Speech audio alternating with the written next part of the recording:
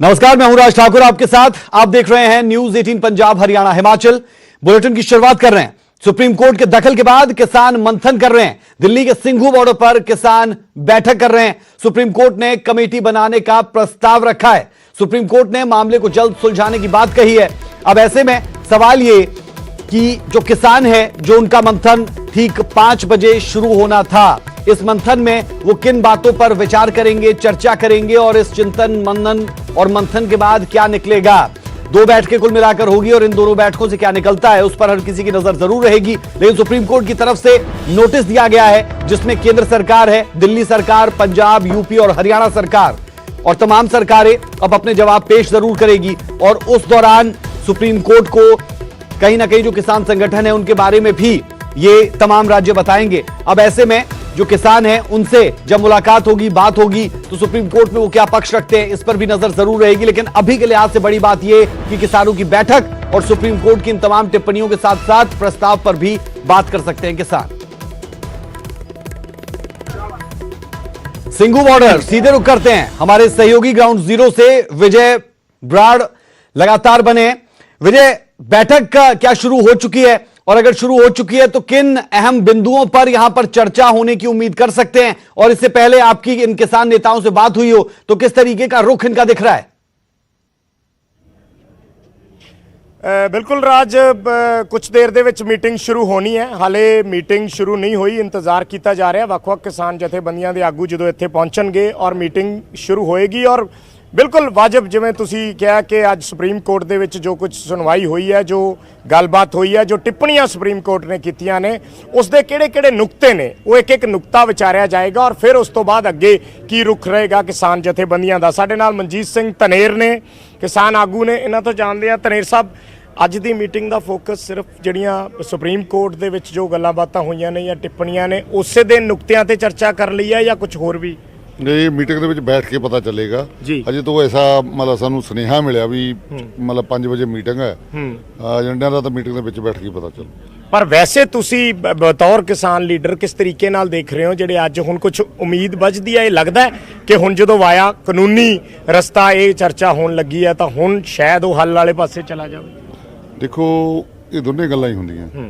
जो तां भाजपा के राज दे विच सुप्रीम कोर्ट का पहला रोल देखते हैं होर मसलों के विच, उहदे चों बहुत भले दी आस नहीं है। पर जिहो जिहा कुछ इस मसले ते बोलिया गया उहदे चों बन भी सकती है, क्योंकि मतलब जिहड़ा लोकां दा रोह हुंदा है उहनूं भी तां नोट करदियां ना कोर्टां। उस रोह दे अंडर मतलब कोई भले दी आस भी है। उदां जिवें भाजपा दे थल्ले लग्या होया सारा कुछ है, वो भी एक अंग ही है। सो जिवें अज एक संकेत भी मिले ने कि कल नूं एक कमेटी बन सकती है, सो उस पासे वल किसान जथेबंदियां हुण उस राह ते चलणगियां या सोचणगियां? ये तो मतलब जथेबंदियां दी जिहड़ी बनी हुई कमेटी उहदे जो फैसला होना मीटिंग जो की तय हुंदा उन्होंने सोच के फैसला लेना। मैं इकल्ला कुछ नहीं कर सकदा जी।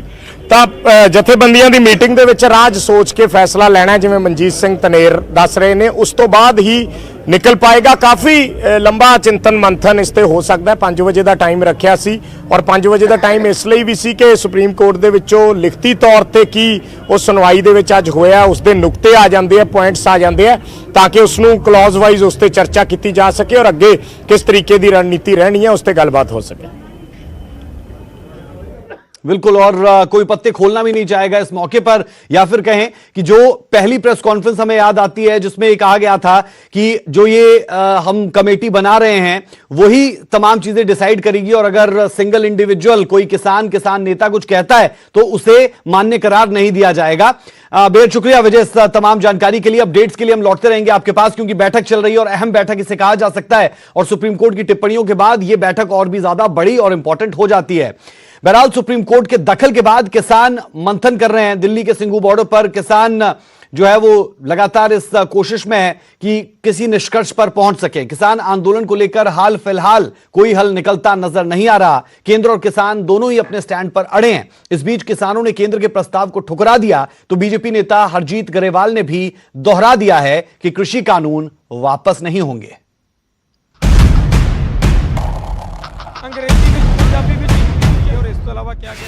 किसान और केंद्र के बीच खींचतान अभी लंबी चल सकती है।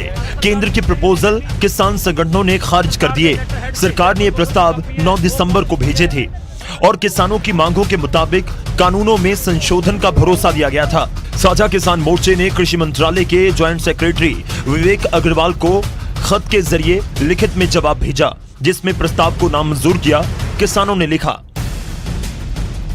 आपकी तरफ से मिले प्रस्ताव और चिट्ठी के बारे आपके जरिए सरकार को सूचित करना चाहते हैं कि किसान संगठनों ने उस दिन ही साझे तौर पर बैठक की और आपकी तरफ से भेजे गए प्रस्ताव पर चर्चा की और इनको नामंजूर कर दिया, क्योंकि ये 5 दिसंबर 2020 को सरकारी नुमाइंदों की तरफ से दिए गए जुबानी प्रस्ताव का ही लिखित रूप था।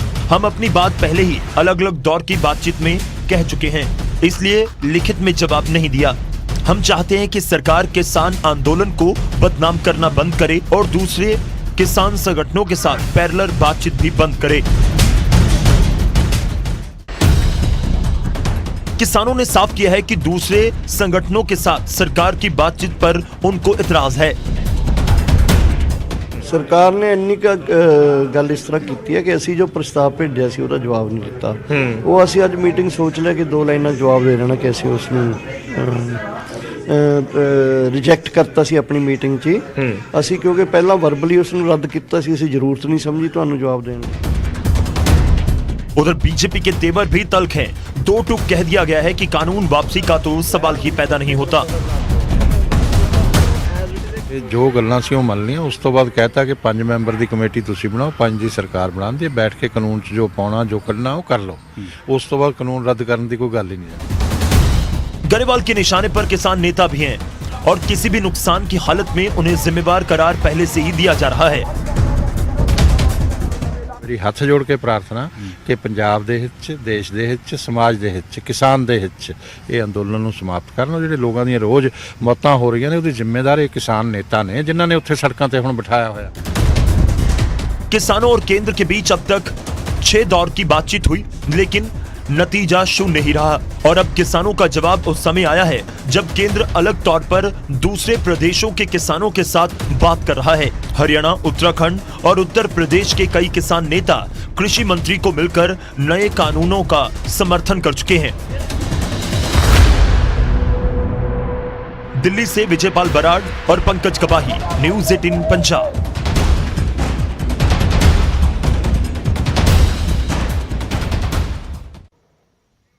उधर बीजेपी किसानों के आंदोलन को लेकर लगातार विरोधियों को घेरने में लगी है। पंजाब बीजेपी अध्यक्ष अश्वनी शर्मा की माने तो किसान समझ रहे हैं लेकिन विरोधी नहीं। बीजेपी ਦੇ ਵੱਲੋਂ ਜਗ੍ਹਾ ਜਗ੍ਹਾ ਕਿਸਾਨ ਸੰਮੇਲਨ ਕਰਵਾਏ ਜਾ ਰਹੇ ਨੇ। ਵਰਚੁਅਲ ਕਿਸਾਨ ਸੰਮੇਲਨ ਚੰਡੀਗੜ੍ਹ ਦੇ ਵਿੱਚ ਵੀ ਹੋਇਆ। ਹਰਦੀਪ ਪੁਰੀ ਜੀ ਨੇ ਸੰਬੋਧਨ ਕੀਤਾ ਤੇ ਉਸ ਦੇ ਵਿੱਚ ਗੱਲਬਾਤ ਹੋਈ ਕਿ ਜਿਹੜੇ ਨਵੇਂ 3 ਖੇਤੀ ਕਾਨੂੰਨ ਨੇ ਉਹ ਕਿਸਾਨਾਂ ਦੇ ਫਾਇਦੇ ਦੇ ਲਈ ਨੇ ਕਿ ਕਿਸਾਨਾਂ ਨੂੰ ਕਿਸੇ ਤਰ੍ਹਾਂ ਗੁੰਮਰਾਹ ਕੀਤਾ ਜਾ ਰਿਹਾ। ਮੇਰੇ ਨਾਲ ਪੰਜਾਬ ਬੀਜੇਪੀ ਪ੍ਰਧਾਨ ਅਸ਼ਵਨੀ ਸ਼ਰਮਾ ਜੀ ਨੇ। ਸਰ ਕੀ ਗੱਲਬਾਤ ਹੋਈ? ਕਿਸਾਨ ਜਥੇਬੰਦੀਆਂ ਦੇ ਨਾਲ ਵੀ ਲਗਾਤਾਰ ਗੱਲਬਾਤ ਚੱਲ ਰਹੀ ਹੈ ਦਿੱਲੀ ਦੇ ਵਿੱਚ। ਕੀ ਉਹਨਾਂ ਨੂੰ ਸਮਝਾ ਨਹੀਂ ਪਾਏ ਕਿ ਹੁਣ ਕਿਸਾਨ ਸੰਮੇਲਨ ਕਰਨ ਦੀ ਲੋੜ ਪੈ ਰਹੀ ਹੈ? ਜਦੋਂ ਪੰਜਾਬ ਦੇ ਅੰਦਰ ਇਸ ਅੰਦੋਲਨ ਦੀ ਸ਼ੁਰੂਆਤ ਹੋਈ ਹੈ ਤੇ ਸ਼ੁਰੂਆਤ ਦੇ ਜਿਹੜੇ ਮੁੱਦੇ ਸੀ ਉਹਨਾਂ ਵੱਲ ਮੀਡੀਆ ਨੂੰ ਧਿਆਨ ਦੇਣਾ ਚਾਹੀਦਾ। ਪਹਿਲੀ ਸ਼ੰਕਾ ਕੀ ਸੀ ਕਿ ਐਮਐਸਪੀ ਖਤਮ ਹੋ ਜਾਣੀ ਹੈ, ਸਾਨੂੰ ਐਮਐਸਪੀ ਤੇ ਗਰੰਟੀ ਚਾਹੀਦੀ ਹੈ। ਦੂਸਰੀ ਹੈ ਜੀ ਕਿ ਮੰਡੀਆਂ ਖਤਮ ਹੋ ਜਾਣੀਆਂ, ਸਾਨੂੰ ਮੰਡੀਆਂ ਤੇ ਗਰੰਟੀ ਚਾਹੀਦੀ ਹੈ। ਤੀਸਰੀ ਹੈ ਜੀ ਐਸਡੀਐਮ ਕੋਰਟ ਨਹੀਂ ਜਾਣਾ ਹੈਗਾ, ਸਾਨੂੰ ਅਦਾਲਤ ਚਾਹੀਦੀ ਹੈ। ਇਹੀ 3 ਮੁੱਦਿਆਂ ਨੂੰ ਲੈ ਕੇ, ਇਹੀ 3 ਮੰਗਾਂ ਨੂੰ ਲੈ ਕੇ ਕਿਸਾਨ ਯੂਨੀਅਨਾਂ ਨੇ ਆਪਣਾ ਜੇ ਅੰਦੋਲਨ ਸ਼ੁਰੂ ਕੀਤਾ।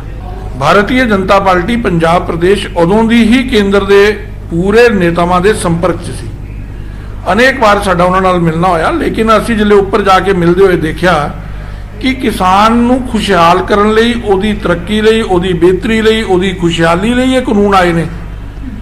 ਕੇਂਦਰ ਸਰਕਾਰ ਕਿਸਾਨਾਂ ਦੀ ਯੂਨੀਅਨਾਂ ਨਾਲ ਬੈਠਣ ਨੂੰ ਤਿਆਰ ਹੈ। 6 ਰਾਉਂਡ ਦੀ ਗੱਲਬਾਤ ਹੋਈ ਹੈ ਔਰ ਜਿਹੜੀਆਂ ਸ਼ੰਕਾਵਾਂ ਕਿਸਾਨ ਯੂਨੀਅਨਾਂ ਨੇ ਦਸੀਆਂ ਸੀ, ਕੇਂਦਰ ਨੇ ਉਹਨਾਂ ਸਾਰੀਆਂ ਸਮੱਸਿਆਵਾਂ ਨੂੰ ਐਡਰੈਸ ਕੀਤਾ। ਮੰਗ ਉਹਨਾਂ ਸਾਰੀਆਂ ਮੰਗਾਂ ਨੂੰ। ਉਸ ਤੋਂ ਬਾਅਦ ਅੰਦੋਲਨ ਕਿਉਂ? किसान जथेबंदियां ਦਾ ਕਹਿਣਾ ਹੈ ਜਿਹੜੇ ਦਿੱਲੀ 'ਚ ਪ੍ਰਦਰਸ਼ਨ ਕਰ ਰਹੇ ਨੇ ਕਿ ਜਦ ਅਮੈਂਡਮੈਂਟਸ ਕਰਨ ਲਈ ਮੰਨ ਹੀ ਗਏ ਹੋ ਤਾਂ ਰੱਦ ਕਿਉਂ ਨਹੀਂ ਕੀਤੇ ਜਾਂਦੇ ਕਾਨੂੰਨ। ਸੁਨੀਲ ਜਾਖੜ ਜੀ ਨੇ ਵੀ ਬੋਲਿਆ ਕਿ ਸੂਬੇ ਦੇ ਅਧਿਕਾਰਾਂ ਦੇ ਉੱਤੋਂ ਦੀ ਇੱਕ ਓਵਰਆਰਚਿੰਗ ਕਾਨੂੰਨ ਲਿਆਂਦਾ ਗਿਆ ਕਿ ਅਗਰ ਸੂਬੇ ਨੂੰ ਅਧਿਕਾਰ ਦੇਣ ਲਈ ਮੰਨ ਹੀ ਗਏ ਹੋ ਤਾਂ ਕਿਉਂਕਿ ਸੰਵਿਧਾਨਿਕ ਤੌਰ ਤੇ ਵੀ ਵੈਲਿਡ ਨਹੀਂ ਹੈ ਉਹ ਤਾਂ ਵਾਪਸ ਕਿਉਂ ਨਹੀਂ ਲਏ ਜਾਂਦੇ। ਐਸਾ ਹੈ ਕਿ ਜਾਖੜ ਸਾਹਿਬ ਜਿਹੜੇ ਆ ਨਾ ਹਵਾ 'ਚ ਗੱਲਾਂ ਕਰਦੇ ਨੇ। ਕੇਂਦਰ ਦੇ ਅੰਦਰ ਜਿਹੜੇ ਲੋਕ ਸਰਕਾਰ ਚਲਾ ਰਹੇ ਨੇ, देश के प्रधानमंत्री, कृषि मंत्री, क्या वो कानून नूं नहीं जानते, संविधान नूं नहीं जानते, अपने अधिकारां नूं नहीं जानते? केंद्र ने अपने अधिकार क्षेत्र के तहत ही ये कानून बनाए ने, लेकिन अमेंडमेंट समय समय च हुंदियां। जदों कोई कानून आंदा है ਉਹਦੇ अंदर समय समय के काल के अनुसार अगर शंकावां का निवारण करने के लिए ਉਹਦੇ अमेंडमेंट एक प्रोसैस है। लेकिन मैं ये कहना है कि अगर तुहाडे कहण दे उत्ते अमेंडमेंट हो रही हैं, तुहाडे अनुकूल हो रही हैं, फिर कानून वापसी की जिद क्यों? मैं उल्टा कहना, जिहड़े लोग किसानां दी कंधे का प्रयोग करके पंजाब दे अंदर राजनीति करना चाहते हैं, मेरी बेनती है किसान नेतावां नूं कि इन्हां तो बचो। पंजाब दा हित भी इहदे च है, किसानां दा हित भी इह च है, पंजाब दा अमन, पंजाब दी शांति जिहड़ी है कुछ लोगों नूं अच्छी नहीं लगती, वो लोग इस प्रकार दी गल्लां कर रहे हैं। केंद्र की सरकार अगर इतने खुले मन नाल कह रही है कि इन्हां प्रस्तावां दे इलावा भी अगर कोई क्लास, कोई बिंदु तुहानूं लगदा है कि ਉਹਦੇ अंदर बदलाव ਦੇ ਨਾਲ किसान ਦਾ ਹਿੱਤ ਹੋ ਸਕਦਾ ਤੇ ਕੇਂਦਰ ਸਰਕਾਰ ਤਿਆਰ ਹੈ। ਤਾਂ ਬੀਜੇਪੀ ਦੇ ਵੱਲੋਂ ਲਗਾਤਾਰ ਕਿਸਾਨ ਜਥੇਬੰਦੀਆਂ ਦੇ ਨਾਲ ਗੱਲਬਾਤ ਕਰਨ ਦੀ ਕੋਸ਼ਿਸ਼ ਕੀਤੀ ਜਾ ਰਹੀ ਹੈ। ਜਿਹੜੀਆਂ ਵੀ ਅਮੈਂਡਮੈਂਟਸ ਕਰਨ ਦਾ ਉਹਨਾਂ ਦੇ ਵੱਲੋਂ ਪ੍ਰਸਤਾਵ ਦਿੱਤਾ ਗਿਆ ਸੀ, ਅਸ਼ਵਨੀ ਸ਼ਰਮਾ ਜੀ ਦਾ ਕਹਿਣਾ ਹੈ ਕਿ ਉਹ ਪ੍ਰਸਤਾਵ ਕਿਸਾਨਾਂ ਨੂੰ ਮੰਨ ਲੈਣੇ ਚਾਹੀਦੇ ਨੇ। ਅਗਰ ਕੋਈ ਹੋਰ ਵੀ ਮੰਗਾਂ ਨੇ, ਕੋਈ ਹੋਰ ਵੀ ਅਮੈਂਡਮੈਂਟ ਕਰਾਉਣੀ ਹੈ, ਉਸ ਦੇ ਲਈ ਵੀ ਗੱਲਬਾਤ ਜਾਰੀ ਰਹਿ ਸਕਦੀ ਹੈ। ਲੇਕਿਨ ਜਿੱਥੋਂ ਤੱਕ ਕਾਨੂੰਨਾਂ ਦੀ ਗੱਲ ਹੈਗੀ ਹੈ, ਕਾਨੂੰਨ ਜਦੋਂ ਬਣਾਏ ਜਾਂਦੇ ਨੇ ਤਾਂ ਉਹਨਾਂ ਦੇ ਵਿੱਚ ਅਮੈਂਡਮੈਂਟਸ ਹੀ ਹੋ ਸਕਦੀਆਂ ਨੇ, ਇਹ ਉਹਨਾਂ ਦਾ ਕਹਿਣਾ ਹੈ। ਚੰਡੀਗੜ੍ਹ ਤੋਂ ਕੈਮਰਾਮੈਨ ਰਜਿੰਦਰ ਦੇ ਨਾਲ ਅਰਸ਼ਦੀਪ ਅਰਸ਼ੀ, ਨਿਊਜ਼ 18। वक्त एक छोटे से ब्रेक का, ब्रेक के उस पार कुछ और अहम खबरें।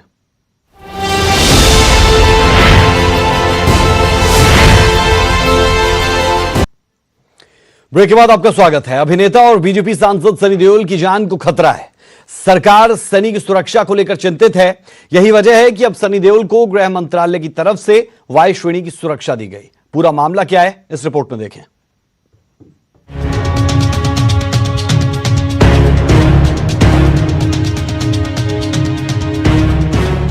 सनी देओल ने अपनी एक्टिंग से बॉलीवुड में लोहा मनवाया, राजनीति में आते ही जीत का परचम लहराया, लेकिन अब अंदेशा है कि सनी देओल की जान को खतरा है।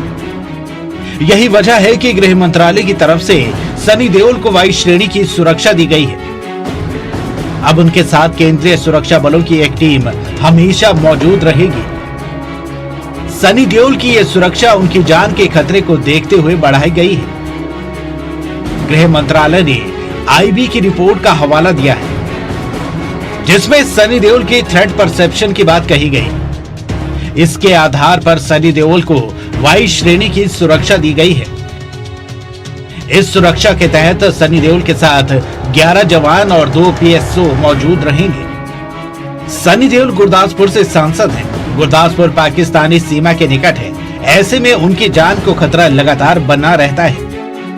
सनी देओल की सुरक्षा ऐसे वक्त में बढ़ाई गई है जब पंजाब में किसान केंद्र सरकार के खिलाफ कृषि कानून को लेकर विरोध कर रहे हैं। दिल्ली की सीमा पर भी किसान प्रदर्शन कर रहे हैं। इनमें पंजाब के किसानों की संख्या अधिक है। हाल में किसान संगठनों ने बीजेपी सांसदों का घेराव करने की बात भी कही थी। बता दें कि हाल ही में सनी देओल ने ट्वीट कर किसानों से आंदोलन समाप्त करने की बात कही थी और सरकार को किसानों के साथ बताया था।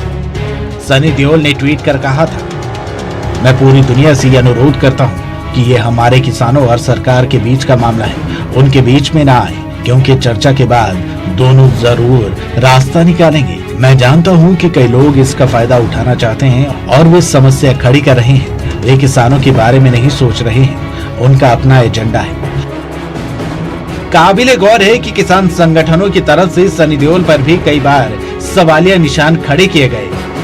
खैर, मामला जो भी हो, लेकिन अब सनी की सुरक्षा में हर पल जवान तैनात रहेंगे।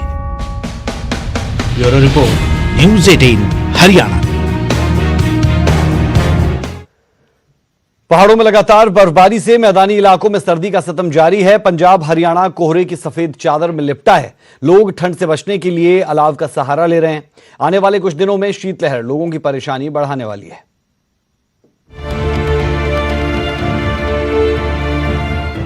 पहाड़ों पर बर्फबारी से मैदानी राज्यों में ठिठुरन बढ़ गई है। उत्तर भारत शीतलहर की चपेट में आ गया है। पंजाब हरियाणा में ठंड के साथ कोहरे की मार पड़ रही है। हालांकि फसलों के लिए ये सर्दी और कोहरा फायदेमंद है, लेकिन लोग घरों में दुबकने को मजबूर हैं। राजधानी दिल्ली में भी पारा 4 डिग्री तक लुढ़क गया है। दिल्ली, एनसीआर और उत्तर भारत में सर्दी जो सितम ढा रही है, उसकी मुख्य वजह पहाड़ों पर भारी बर्फबारी है। दरअसल उत्तराखंड, हिमाचल प्रदेश और जम्मू कश्मीर में जबरदस्त बर्फबारी हो रही है। मौसम विभाग के मुताबिक पहाड़ों पर जितनी बर्फबारी और बारिश होगी, मैदानों में उतनी ही ठंड बढ़ेगी। पहाड़ों की यही बर्फबारी उत्तर भारत के मैदानी इलाकों में रहने वाले लोगों को कंपकपा रही है। मौसम विभाग के अनुसार उत्तर भारत के मैदानी इलाकों में लोगों को अगले 2-3 दिन कड़ाके की ठंड के लिए तैयार रहना होगा। पंजाब, हरियाणा, दिल्ली, राजस्थान, उत्तर प्रदेश और मध्य प्रदेश के तापमान में गिरावट दर्ज हो सकती है। वहीं हरियाणा, चंडीगढ़ और उत्तर पश्चिम राजस्थान में भी ठंड रिकॉर्ड तोड़ सकती है। तापमान गिरने से उत्तर भारत के अधिकतर हिस्सों में कोहरे का असर दिखाई दे रहा है। उत्तराखंड, हिमाचल से लेकर जम्मू कश्मीर में इन दिनों भारी बर्फबारी हो रही है। इन राज्यों की ज्यादातर जगहों पर बर्फ की सफेद चादर बिछी हुई है। केदारनाथ धाम में 4 फीट से अधिक बर्फबारी हो चुकी है। केदारनाथ धाम को जोड़ने वाला 18 किलोमीटर पैदल मार्ग भी बर्फ से ढका हुआ है, जबकि उत्तराखंड में रुद्रप्रयाग, औली और बागेश्वर में भयंकर बर्फबारी हो रही है। तो हिमाचल प्रदेश के लाहौल स्पीति से लेकर मंडी में बर्फ ही बर्फ है।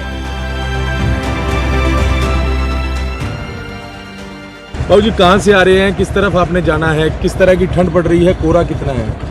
ठंड तो है जी बहुत ज़्यादा, और मजबूरी में जाना पड़ता है। कोहरा कितना है पीछे? कोहरा तो बस इतनी ठंड है। पहले दिनों के मुकाबले बड़ी है ठंड? हाँ जी, हाँ जी।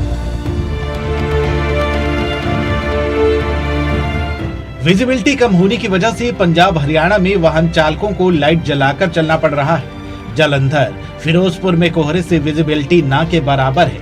लोगों को आवाजाही में परेशानी हो रही है। लोग ठंड से बचने के लिए अलाव का सहारा ले रहे हैं। वहीं अमृतसर में हाड़ कंपा देने वाली सर्दी पड़ रही है। यहाँ लोगों का कहना है कि इतनी सर्दी में किसान दिल्ली की सड़कों पर आंदोलन करने को मजबूर है। सरकार को उनकी मांग मान लेनी चाहिए।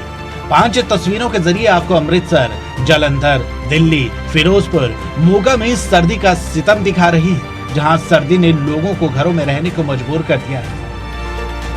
तो बहुत ठंड है जी, ठंड तो बहुत ज्यादा है। कोहरा कितना है, किस तरह की दिक्कत हो रही है? आप ट्रैक्टर चला रहे हैं? दिक्कत तो ठंडी है, बस दिक्कत तो झेलनी पड़ेगी जी ठंड में। तो पिछले दिन के मुकाबले कितनी बड़ी ठंड है? आज कुछ ज्यादा है कल से। मैगी देश के लिए 2 मिनट। सीएनएन के सहयोग से लॉन्च एग्री चैलेंज एक अनूठा केस स्टडी चैलेंज है, जिसने भारत के टॉप 26 कॉलेजेस से प्रतिभाशाली छात्रों को आकृष्ट किया। इनमें ये छात्र एग्री बिजनेस सॉल्यूशंस पेश करते हैं, जो फार्म सेक्टर को ज्यादा सस्टेनेबल, सक्षम और फायदेमंद बनाने में मदद करेंगे। अब जबकि इस हफ्ते इसका ग्रैंड फिनाले होने वाला है, हमने नेस्ले इंडिया के चेयरमैन और मैनेजिंग डायरेक्टर सुरेश नारायणन से बात की और इसकी प्रासंगिकता और प्रभाव को समझने की कोशिश की।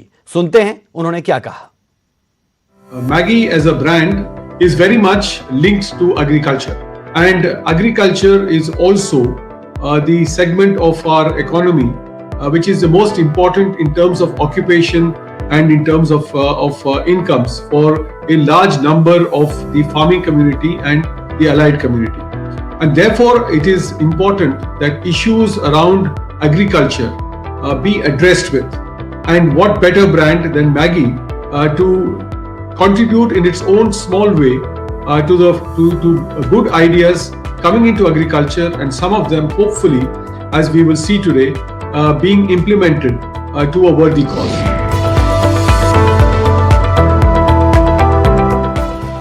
आप हमारे 2 भागों के ग्रैंड फिनाले को जरूर देखें, जिसमें 3 टीमें 5 लाख के नगद पुरस्कार और एग्री चैलेंज टाइटल के लिए भिड़ेंगे।